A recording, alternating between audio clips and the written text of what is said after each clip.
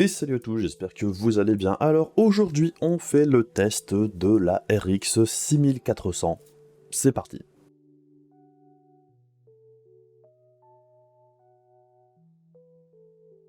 Alors, après le test de la 6500 XT que j'ai fait au moment de la sortie de celle-ci, quand j'ai vu débarquer la RX 6400 qui est basée sur la même puce, à la base j'avais pas spécialement envie de le faire, mais bon je me suis dit, au final pourquoi pas, autant voir ce que ça donne cette petite carte, puisqu'elle a des côtés plus ou moins intéressants. Et ce test m'a pris plus de temps que prévu, puisque en faisant le test et en voyant les chiffres sur certains jeux, déjà je me suis aperçu que je n'avais pas les soucis que j'avais rencontrés avec la 6500 XT sur certains d'entre eux, comme par exemple sur Control, Dirt j'avais trouvé le problème plus tard, et dans l'ensemble, je trouvais que la 6400 se comportait de façon un petit peu plus cohérente la plupart du temps que la 6500 XT dans mon test de la 6500 XT. En observant tout ça, je me suis dit, faudrait peut-être que je repasse sur la 6500 XT, refaire le test, en gros, reprendre tous les chiffres, pour voir un petit peu s'il y a quelque chose qui clochait au moment où j'ai fait le test à l'époque, ou pas. Et en reprenant les chiffres de la 6500 XT, effectivement, il y a un mieux au niveau des performances.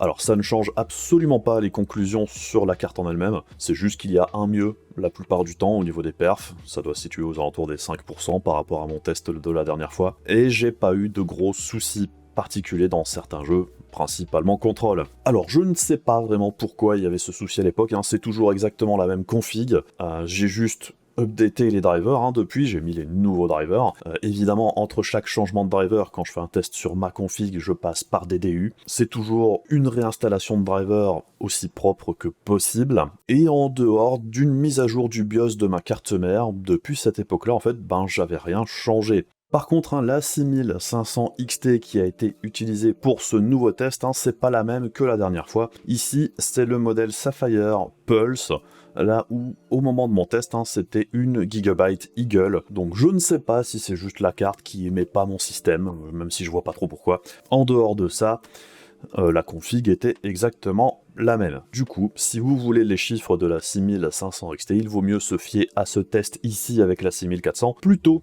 qu'à mon test de l'époque. Du coup, je le rajouterai à la description de la vidéo et en commentaire sur le test de la 6500 XT qu'il vaut mieux venir faire un tour ici. Sinon, la RX 6400, c'est la version castrée de la 6500 XT. C'était déjà sorti depuis quelques temps pour les OEM, pour les assembleurs, et il y a environ 2-3 semaines, AMD a laissé la possibilité à ses partenaires de maintenant vendre également la RX 6400 au détail comme la plupart des autres GPU. Si on fait un petit tour au niveau des specs, on a toujours le Navi 24. Alors Navi 24, c'est une des plus petites puces, 107 mm², c'est vraiment tout petit. Et au niveau de la castration, on a quand même une jolie petite coupe, puisqu'on passe de 1024 Core RDNA2 à 768, soit environ 25% de moins. Au niveau de la fréquence, on a aussi une grosse différence, puisqu'on passe de 2815 MHz en boost à 2321 ici, soit une baisse de 17% environ. Et en plus de ça, on perd aussi de la vitesse au niveau de la RAM, puisqu'on passe de la RAM à 2248 MHz à 2000 MHz. Par contre, on a toujours uniquement 4 Go de RAM, ça ne change pas, c'est toujours de la GDDR6, et au niveau du bus mémoire, on est toujours sur ce bus mémoire problématique de 64 bits avec 16 mégas de cache de niveau 3, et l'autre gros problème de la RX 6400 et de Navi 24 en règle générale, ce sont les 4 lignes PCI Express 4.0. Et au niveau de la consommation, ici on divise par 2, ce qui est quand même assez énorme, on passe de 107 watts pour la 6500 XT à 53 watts pour la 6400, ce qui est quand même assez énorme. Et au niveau du tarif, le MSRP de cette 6400 c'est 160 $, là où la 6500 XT c'est 199 $, donc on a environ un petit 20% de différence au niveau du tarif. Le gros problème, c'est qu'avec le taux de change actuel, comme bien souvent, le MSRP américain, en France, ça n'a pas la même tête du tout, puisque le prix en Europe, ça s'approche plus de 190 € que de 160 €. Et 190 € pour ce type de GPU, c'est vraiment beaucoup trop cher. Puisque déjà la 6500 XT c'était trop cher par rapport à ce que ça offrait, avec une différence de tarif d'environ 30 balles, ça paraît un petit peu compliqué de justifier la 6400 à la place de la 6500 XT, même si la 6500 XT ce n'est pas vraiment un bon deal non plus. Alors je ne vais pas rentrer complètement dans les détails sur ce Navi 24 castré. Si le sujet vous intéresse un petit peu plus pour comprendre pourquoi ce Navi 24 est arrivé à exister tel qu'il est sur le marché des cartes graphiques de PC de bureau, je vous renvoie vers le test de la 6500 XT.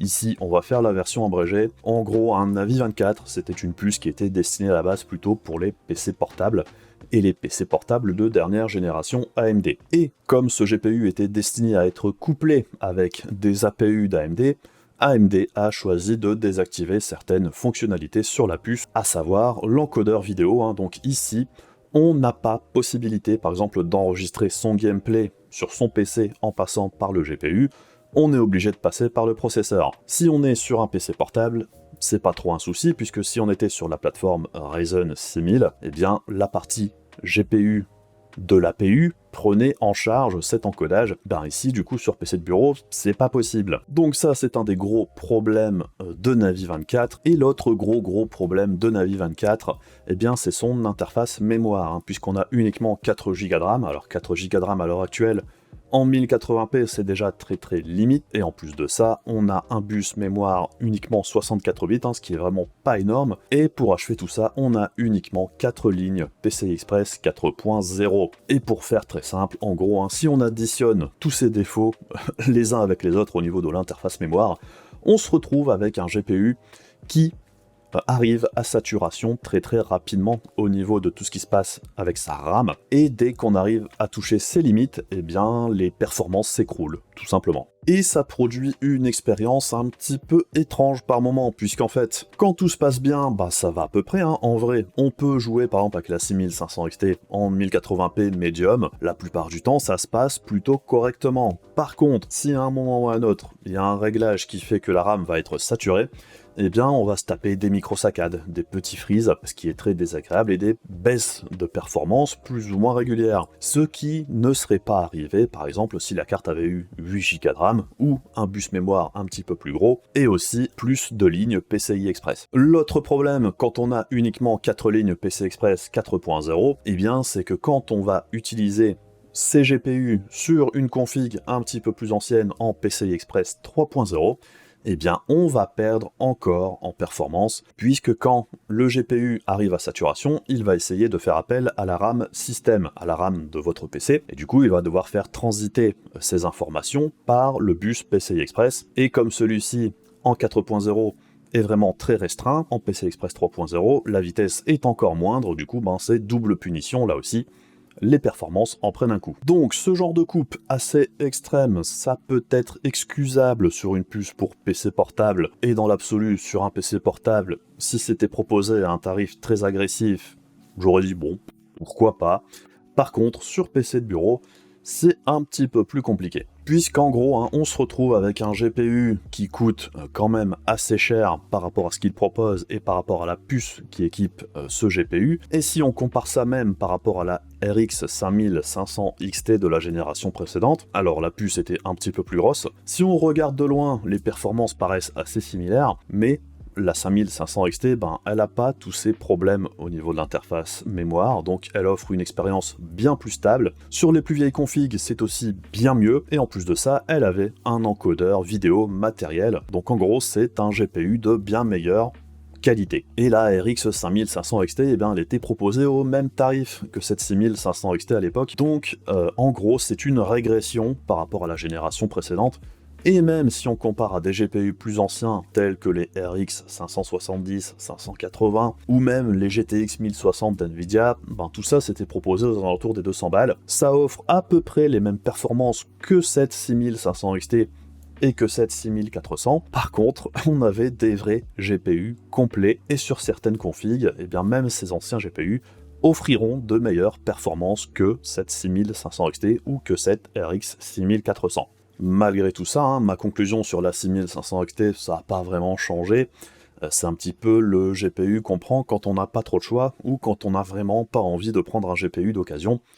Et pourtant, il y en a du choix en occasion pour avoir quelque chose de mieux ou de similaire à un tarif moindre. Donc bon, peu importe comment on le prend, hein, perso, Navi 24, je préférais quasiment toujours me reporter vers un GPU d'occasion à un tarif moindre que de prendre ces cartes-là en neuf. Malgré tout, hein, je comprends ceux qui préfèrent se diriger vers des produits tout en neuf, ça peut s'entendre, et du coup c'est pas forcément inintéressant de tester ces cartes pour voir ce qu'elles peuvent vous offrir. Mais avant de passer au test et de voir les résultats plus en détail, hein, je trouve qu'il est quand même important de rappeler que si vous achetez ce type de GPU, il faudra vraiment faire très attention aux réglages que vous allez utiliser, puisque la plupart du temps, hein, vous allez être très vite limité. Et c'est un des autres problèmes de ce GPU, bien c'est que sur la durée, ça va être hyper compliqué. Puisque déjà, à l'heure actuelle, hein, sur les jeux les plus gourmands, sur les jeux les plus récents, les performances sont déjà mauvaises. Donc ça va pas s'améliorer par la suite. Dans le futur, ça risque d'être la catastrophe assez rapidement. Au niveau du lancement de la 6400, c'était un lancement plutôt discret, ça n'a pas spécialement été mis en avant par AMD non plus, on n'a pas vraiment vu beaucoup de tests sur YouTube ou sur les sites internet classiques dans l'ensemble, on n'en a pas vraiment entendu beaucoup parler.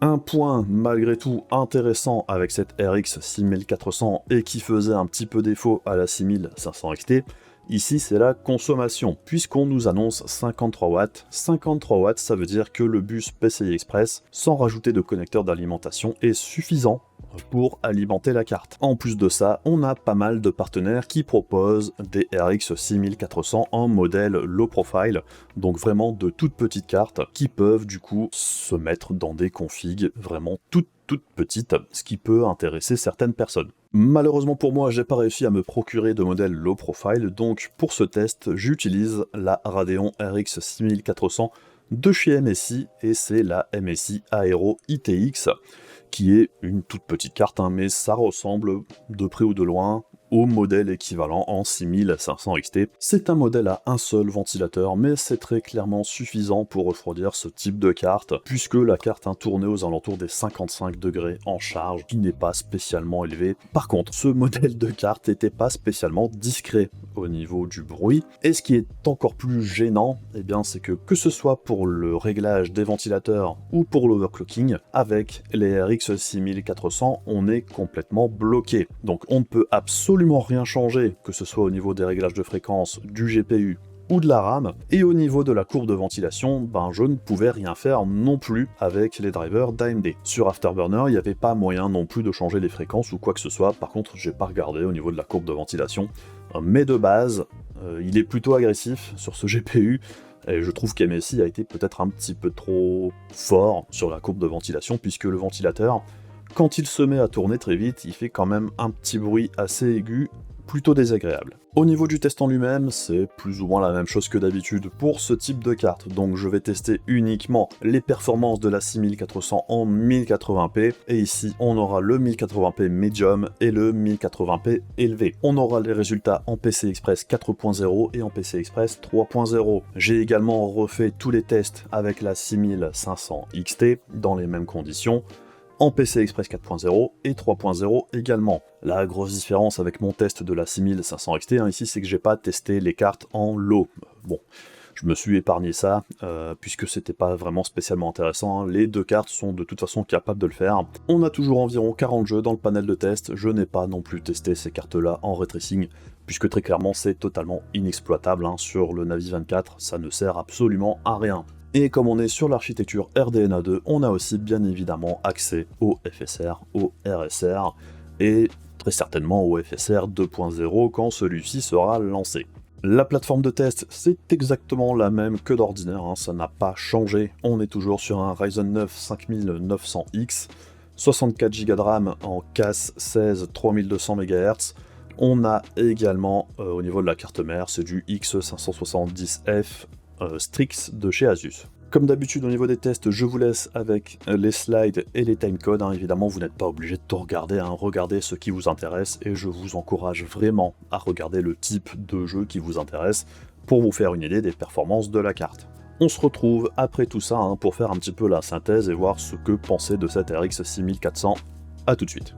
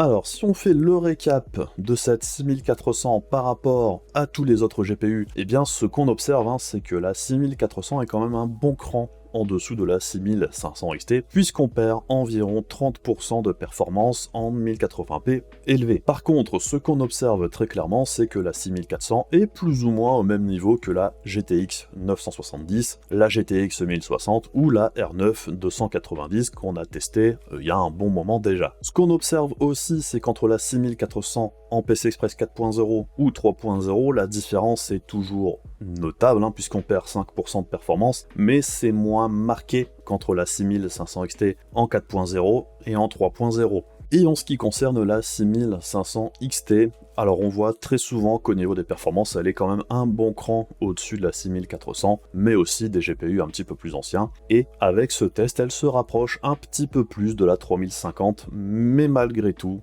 dans l'ensemble entre les deux GPU, entre la 3050 et la 6500 XT, le meilleur GPU entre les deux, c'est très clairement la 3050. La 3050, son plus gros problème actuel, c'est son tarif qui est bien trop élevé. Et si on compare la 6400 à la 6600, eh bien on a quasiment un x2. Donc c'est un fossé quand même assez énorme entre les deux cartes. Si on fait un petit tour du côté du prix par frame en 1080p élevé, eh bien on s'aperçoit que la RX 6400 est un petit peu moins bien placée que la 6500 XT, je dirais sans vraie grosse surprise, et surtout qu'elle est vraiment très proche de la 6600.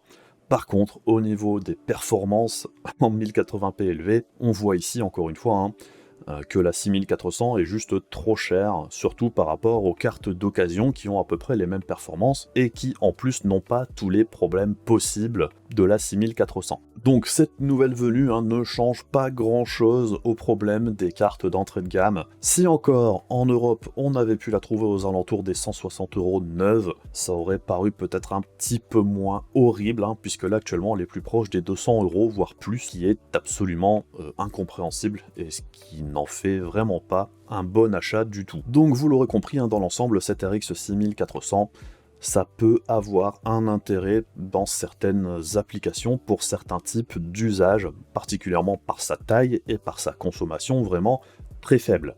Par contre, son plus gros problème actuellement, c'est très clairement son prix. Ce type de GPU, d'habitude, on les trouve aux alentours des 100 € et pas des 160. Alors je sais, de toute façon, on aura beaucoup de mal à retrouver des GPU corrects à ce type de prix. Ça n'arrivera peut-être probablement pas avant qu'Intel se décide peut-être à proposer quelque chose d'intéressant dans cette gamme de prix, mais pour l'instant, que ce soit AMD ou Nvidia, ce marché, ça les intéresse plus. Et on aura très certainement plus de chances de retrouver des APU qui offriront à peu près ce type de performance dans un futur assez proche, et AMD va très probablement à continuer de réserver ses capacités de production pour des GPU plus chers qui leur rapportent plus d'argent, tout simplement. Et au final, la plus grande ennemie de la 6400, eh bien c'est la 6500 XT tout simplement, puisqu'en dehors de ce type de config toute petite, assez spécifique, en dehors de ça, il n'y a aucune raison de prendre la 6400 plutôt que la 6500 XT, puisqu'au niveau du tarif, on est vraiment très proche. On trouve assez facilement de la 6500 XT aux alentours des 115-120 €, les 190 €, voire 200 € demandés pour la 6400, c'est très compliqué à justifier. Puisqu'à l'heure actuelle, au niveau du tarif, entre la 6500 XT et la 6400, on n'a qu'environ 10-12% au niveau du tarif en moins. Par contre, on perd 30% de performance. C'est vraiment très compliqué à justifier quand on sait que déjà de base, la 6500 XT n'offre pas des performances incroyables, loin de là. À mon avis, le tarif de la 6400 devrait baisser très rapidement, puisque là, alors je sais pas si c'est l'effet sortie, si c'est l'effet nouveauté, ou si tout simplement certains fabricants, revendeurs, espèrent vendre ce type de carte à un tarif aussi proche de la 6500 XT. Personnellement, ça m'étonnerait que ça s'arrache. À mon avis, ça va plutôt rester dans le stock assez rapidement. Et j'avoue que la tarification en Europe, ça commence vraiment à être très gênant. Bref, c'est tout pour moi pour aujourd'hui pour ce test de la RX 6400. J'espère qu'il y a des infos intéressantes pour vous dans le lot. Comme d'habitude, n'hésitez pas à faire les trucs casse-couilles de YouTube si vous voulez soutenir la chaîne. on se retrouve très rapidement pour d'autres vidéos, je vous fais des bisous, je vous dis à la prochaine, salut!